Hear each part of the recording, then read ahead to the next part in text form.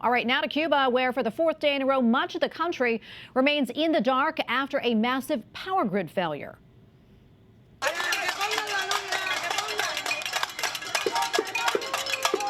Protesters hit the streets, banging pots and pans in anger, saying they have no water and their food is going bad. The country's energy minister says that he hopes the electricity grid will be restored later this week, making matters even worse.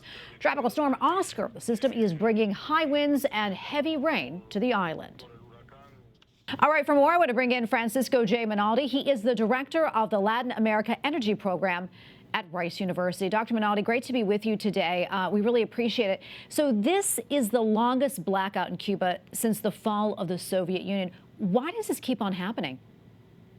Well, they have very old thermoelectric plants that haven't had maintenance for many, many years because of the economic situation in the island.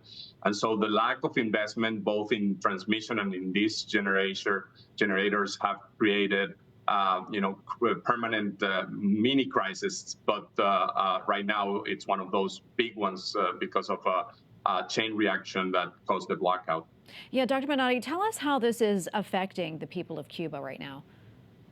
Well, it's a terrible situation. Imagine it's not like your normal programmed blackouts or partial blackouts, but it's a full blackout, so people are running out of the basic necessities. There is no refrigeration or air conditioning. People cannot, recharge their batteries. It's a very dire situation. Yeah, and it's a dire situation overall in Cuba, as it is anyway. What's the situation right now? Where does it stand? I mean, is there any chance this power grid will be restored anytime soon? Well, they would need to do some relevant investments. They also have an issue with the difficulties finding the fuels because they completely depend on oil and diesel coming from Venezuela, Mexico, and Russia.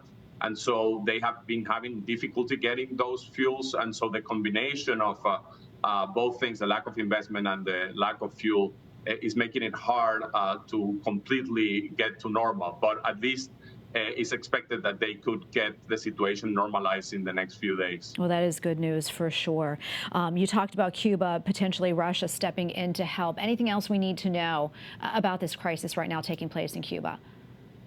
Well, the priorities, of course, of Russia and Venezuela for different reasons, they cannot help as much as they did in the past.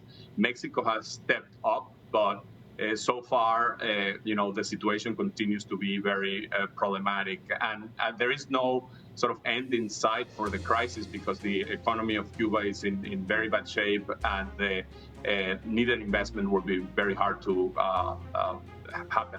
Yeah, and we need to pray for everybody there. Thank you so much for coming on. We really appreciate it. Sure. Happy to do it.